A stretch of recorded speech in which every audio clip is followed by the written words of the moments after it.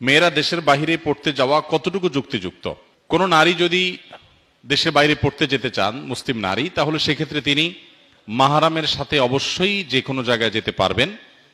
এক্ষেত্রে তার জন্য মৌলিক শর্ত থাকবে যে সফরে মাহরাম থাকা গুরুত্বপূর্ণ শরীয়তের একটি বিধান। নবী সাল্লাল্লাহু আলাইহি ওয়াসাল্লাম বলেছেন, লা তুসাফিরুল মারআতু ইল্লা মা'আজি মাহরামিন।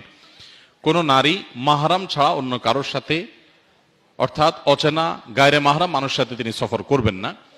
যদিও এক্ষেত্রে কোন কোন উলামা একরামের ভিন্নমত রয়েছে, যদি মহিলাদের সাথে অন্যান্য মহিলাদের দলের মধ্যে সংযুক্ত হয়ে থাকেন, যে তাদের মাহরাম আছে, যে তার সেফটি, নিরাপত্তা, এগুলোর কোনো শঙ্কা থাকবে না, তো কোন কোন উলামা একরাম ক্ষেত্র বিশেষে নিরুপায় হলে তখন জায়েজ বলেন। বাট সাধারণ অবস্থায় মাহরাম সহই সফর করার বিষয়টি গুরুত্বপূর্ণ। মাহরাম দিয়ে আসলেন, নিয়ে আসলেন, এটুকু হলেই হবে। আর যেখানে থাকবেন সেখানে ফিতনা মুক্ত, তার কোনো প্রকার ঈমান, আমল, চরিত্র এগুলো সংকটে পড়ার শঙ্কা নেই।